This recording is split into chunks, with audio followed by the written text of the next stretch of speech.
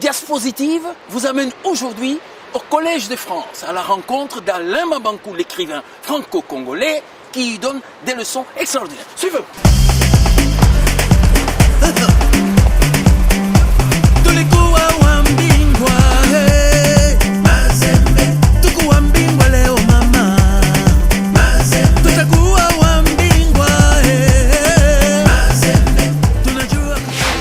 Alain Mabankou est né il y a 50 ans à Pointe-Noire. Après des études de droit pour lesquelles il est venu s'installer en France, il se consacre à l'écriture. Des recueils de poésie d'abord, puis en 1998, un premier roman Bleu, Blanc, Rouge. À partir de là, Alain Mabankou enchaîne les récits et nous donnera entre autres African Psycho, Rêve cassé, Mémoire des porcs-épics, Black Bazar, etc. En 2016 sont sortis Petit Piment et son tour du monde de la francophonie, Le monde est mon langage. Ces romans ont drainé une quantité de prix dont le fameux prix Renaudot en 2006 pour Mémoire des porcs-épics. Fait chevalier de la Légion d'honneur en 2010 et officier des arts et lettres en 2016 en France, Alain Mabankou partage son temps entre la Californie où il est professeur de littérature, Paris et l'Afrique. En 2016, toujours, il intègre le prestigieux Collège de France où il donne des leçons sur la littérature africaine. Dis-moi, comme on dit à Abidjan, on est où là? On est où là? Ici on est, je peux dire, dans ce qu'on appelle le Collège de France, qui est un des établissements, le premier, le plus grand établissement d'enseignement supérieur en France, unique au monde puisque ça a été créé au XVIe siècle et des grands professeurs sont passés ici, ont enseigné, ont dispensé des cours. Je pense même à des professeurs comme Roland Barthes, à Foucault qui ont enseigné ici. C'est le temple du savoir de la France. C'est vraiment pour un professeur, quel qu'il soit, enseigner au Collège de France, c'est atteindre en quelque sorte la sommité de la connaissance. Donc pour la première fois, nous amenons l'Afrique de la littérature à l'intérieur du Collège de France. Ça, c'est extraordinaire quand même. Un petit Congolais qui quitte de Pointe-Noire là-bas et s'initie au Collège de France. C'est extraordinaire. Mais qu'est-ce que ça représente? Ça représente pour moi pratiquement un pas vers de l'avant.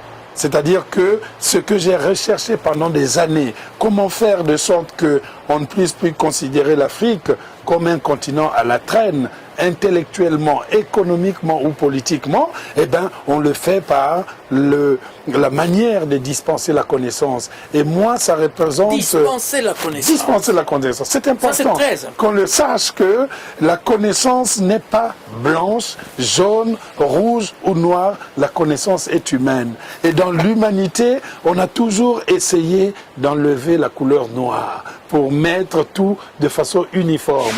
Cette présence au Collège de France veut aussi dire que l'Afrique a quelque chose à dire. L'Afrique n'est pas un continent de ténèbres.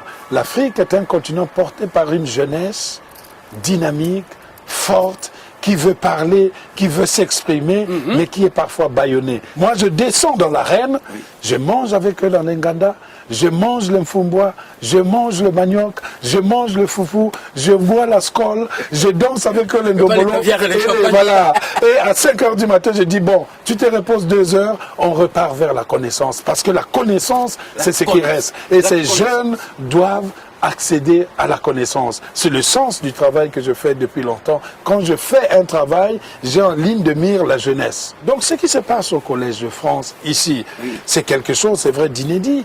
Depuis le XVIe siècle, on n'a jamais enseigné la littérature africaine ici. Absolument. Depuis le XVIe siècle, ils n'ont jamais donné une chaire à un écrivain. Ce n'est même plus un écrivain noir ou blanc. Non, toute couleur confondue. Vous êtes le premier écrivain, dans ce collège. Donc moi je pense que ce que je suis en train de faire ici, c'est réunir les gens.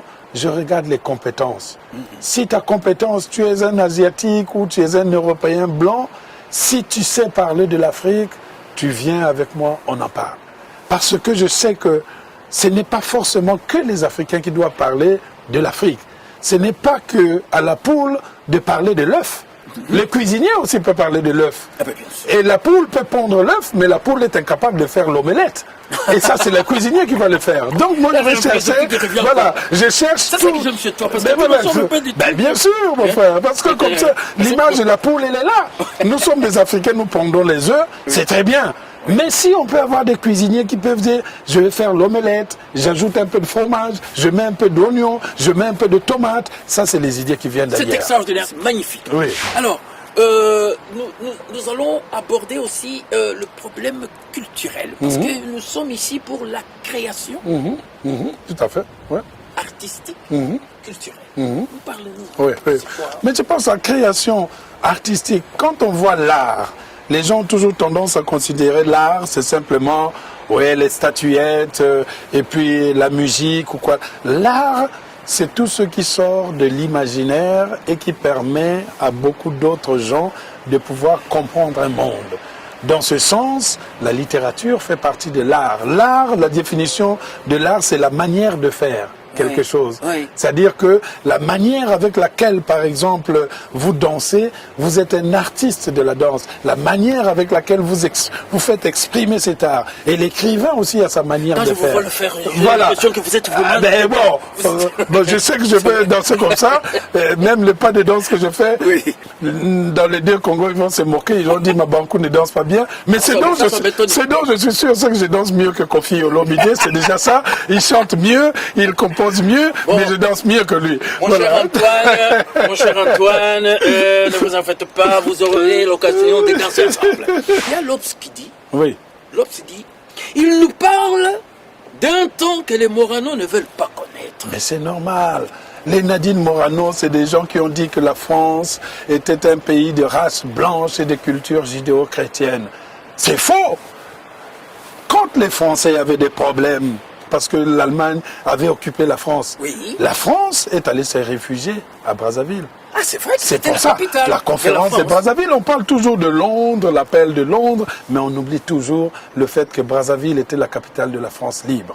Et donc, quand les Morano essayent d'écarter la part de l'Afrique dans la constitution de la nation française, c'est comme si le Français venait aujourd'hui dire « je me suis fait moi-même ».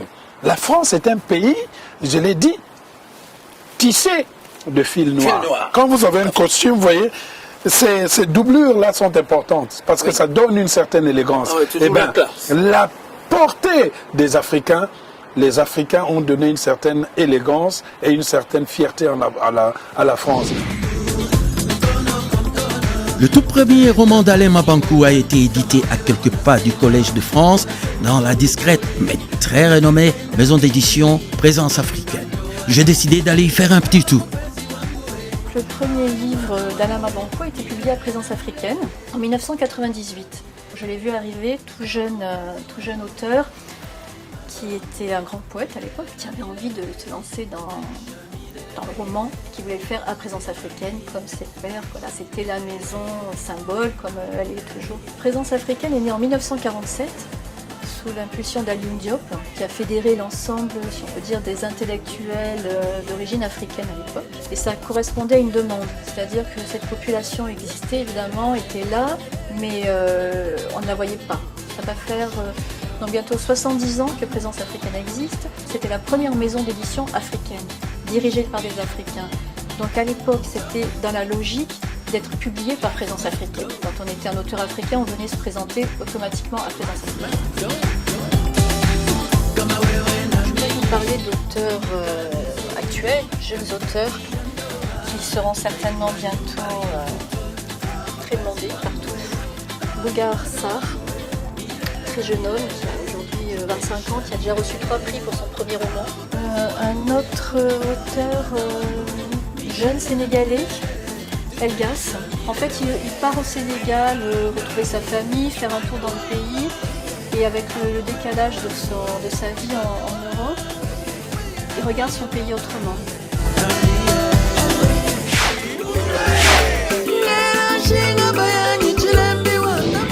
Une expression magnifique de la part de votre mère. Oui. L'eau chaude n'oublie jamais qu'elle a été froide. Ah, ben ça c'est une citation qui a toujours gouverné ma vie. Hein, donc voilà, c'est comme si on disait en lingala que Maya Pio et Bossanakate que Ezalaki Malili. C'est ça. C'est-à-dire que vous avez beau, si vous mettez la marmite dans le feu, l'eau va bouillir, la vapeur qui va là-bas, ça va se condenser et ça revient tout froid. C'est-à-dire que quel que soit celui que vous êtes en tant qu'Africain, il ne faut jamais oublier vos origines. Tous ces Noirs qui veulent devenir occidentalisés en pensant que la culture africaine c'est de la pacotille, que c'est des gamelles qu'il ne faut pas trop porter parce que ça fait du bruit, eh bien c'est des Africains perdus. C'est comme un caméléon qui n'a plus la capacité d'inventer les couleurs, c'est comme un zèbre qui n'a plus ses zébrures, ça devient délicat pour cet homme-là. Donc il faut toujours rester un Africain, mais dans une ouverture dans le monde. Parce que le monde, c'est notre combat de demain. À Brazzaville comme à Kinshasa, pour rester dans ce coin-là, mais un peu partout en Afrique, il n'y a plus assez de librairies. Et donc, pas assez de bibliothèques non plus. Quand nous arriverons à comprendre que notre développement passe par l'édification des grandes structures culturelles, on aura tout compris. On a toujours pris dans nos politiques africaines en général la culture comme simplement un divertissement. Mais la culture va au-delà. Vous créez un grand centre de bibliothèque, grand tellement que grand que tout le monde va venir à Kinshasa ou à Lubumbashi pour aller dans cette bibliothèque. Vous redorez en quelque sorte les espaces de courtoisie culturelle où les jeunes peuvent se retrouver, regarder le cinéma, regarder les films. Quand on crée les espaces culturels, eh bien on verra des grands cinéastes du Congo-Kinshasa qui vont sortir, du Congo-Brazzaville qui vont sortir, des jeunes écrivains qui vont monter, les maisons de la culture sont là, les bibliothèques aussi sont sur place, les grands professeurs viennent là, on organise, on crée même en Afrique centrale l'équivalent du Collège de France. Ça sera le Collège d'Afrique.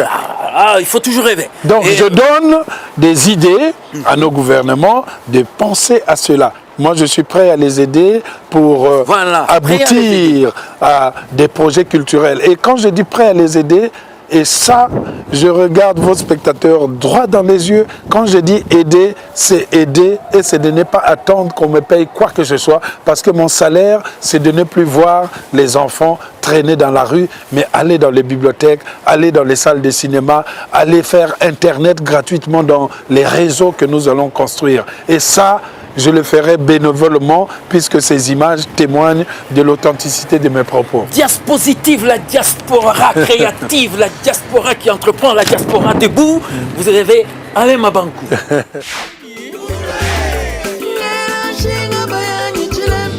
Tu touches aussi à la musique. Oui. Donc tu es mécène. Producteur. Moi, j'ai fait de la production, j'ai produit 2 albums d'un groupe qui s'appelle Black Bazaar. Oui. Moi, je ne voulais pas faire un orchestre, c'est un concept. Oui. C'est-à-dire Black Bazaar, c'est mon concept. Oui. Quand je vais faire quelque chose, je prends les musiciens, je les mets. Je cherche maintenant à produire des choses qui seraient moins envahissantes qu'un groupe, un ensemble. Aujourd'hui, je suis dans une production où je produirai plutôt des gens individuellement. Des individus. Par exemple, je prends Koffi Olomide, j'ai un projet, je fais 2-3 titres, je le mets avec un Aznavour ou bien un Igelin ou quelque chose comme ça. Ça fait 2-3 titres qui font quelque chose. Mais bien sûr. C'est très intéressant, nous allons en parler après. Ne me volez pas l'idée. Hein. Koffi Olomide et Aznavour. Parce que Koffi, c'est l'intellectuel de la musique, que j'estime. Tu l'aimes beaucoup. Non, mais il faut être honnête, parce que c'est ça qui nous tue souvent. C'est ça qui nous tue souvent en Afrique, c'est que quand l'artiste est grand, on essaie de le rendre petit par l'invective. Je suis en train de préparer le film de Black Bazaar. Ça va être un grand moment en France, une grande comédie avec des grands acteurs. À l'intérieur, je voulais que Papa Wemba joue. Comme en accord avec ce qu'il avait fait avec La vie est belle. Mais cette fois-ci, il jouerait dans Black Bazaar. J'avais pris rendez-vous avec lui, je crois il y a 2 ou 3 ans, on s'était vu à la Villette. On avait amorcé déjà le débat de la discussion. Donc c'est vous dire que quand j'ai vu sa mort, j'étais un peu touché. Mais Wemba reste ce sorte de flamboyant dont les branches c'était tellement étendu que ça a donné des fleurs. Lui sur scène, là. Ah oui, ça c'est son truc. Quand tu faisais ça, il faut voir cette symbolique de Papa Wemba. Oui. Ce n'est pas une symbolique qui est mise comme ça. C'est la symbolique du flamboyant. Ouais. Vous avez le sommet du flamboyant, les tentacules des branches, et puis les fleurs qui tournent. C'est quelqu'un qui sème la génération. Oh là là, ça c'est l'écrivain qui... C'est quelqu'un, mais moi je vois la gestuelle, quelqu'un qui sème la génération. Et qui dit, je suis là dans l'éternité. Et quand vous voyez même, c'est le signe de la crucifixion, ça fait aussi la croix. C'est-à-dire que la croix, vous avez l'Est, l'Ouest, le Nord et le Sud. Je regarde toutes les directions. Et même si vous voulez regarder derrière, la main qui fait comme ça, il y aura toujours les doigts qui regardent derrière et qui regardent devant. Je crois qu'on ne vous a jamais fait cette analyse-là sur la symbolique des albums de Papa Wemba. Maintenant, vous l'avez en exclusivité ici. C'est ça. Alain, je peux te dire une chose. L'Afrique compte sur toi. Bon. Il faut que nous en ayons 10, 20, 40, 50, 70 millions de comme toi. Et que la jeunesse essaye de s'identifier à toi. Et que la jeunesse compte sur toi pour pouvoir construire cette Afrique qui traîne les pieds. Alain, merci. Merci vraiment de me recevoir et je salue tous les Congolais d'ici et de l'autre côté. Nous sommes un seul pays. Il faut garder ce sourire. L'Afrique de demain, c'est vous, c'est les jeunes, mais aussi c'est l'homme de la rue. Et puis ceux qui sont partis resteront avec nous. Merci beaucoup. Attends, tu peux me donner tes lunettes, Ah, là, c'est un sacrilège. Hein? Et voilà. Medina là-bas, foi bato bem là-bas, foi tudo bem.